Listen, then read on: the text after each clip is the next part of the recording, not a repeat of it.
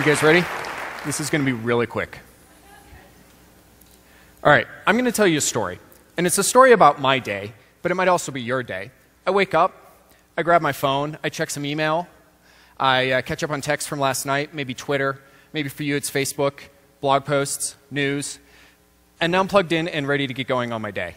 So let's get to work. I could work on this project, or this project, or this project. The client has already emailed me 5 times since last night. But right now I need to actually talk to a different client. I could email her, or I could have an instant message conversation or a video chat or maybe a phone call. But right now someone's bugging me on Twitter and I've got to get back to them. And then that other client calls and his request is really reasonable, but it's really urgent and I've got to drop everything that I'm doing. And what was I doing? It doesn't matter. It's lunchtime. And what did you have for lunch today? I mean, I bet it wasn't the same thing you had yesterday or the day before that or the day before that. But let's get back to work.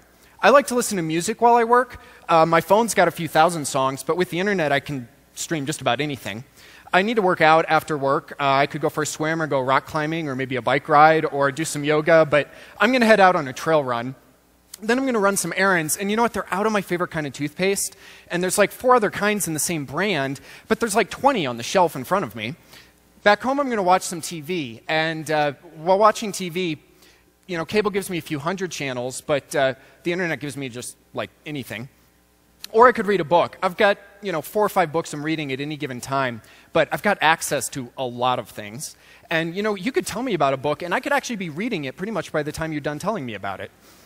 So we live in this world full of abundant choice, and it's really awesome. I mean, I could get on a plane and fly anywhere tomorrow, but that choice comes with a cost. That toothpaste example, we're finding that consumers, when faced with too much choice, are actually choosing not to choose. It's just easier to not make a choice and have those choices be made for you. So what does that have to do with minimalism? Well, minimalism is this idea of taking things and stripping them down to hopefully make them a little better. It's maybe that less is more, or as Dieter Rams says, less is better. And we can take some of those ideas and move them into our daily life. But it's not about just stripping everything away. It's about curating our lives actively, removing distractions, removing something before adding something new, or finding that white or negative space in life. It's about changing the way we do something so that we can focus better. So how are you doing these things every day? Are you just frozen when you have to choose new toothpaste? Do you constantly lose focus or add way too much to your life?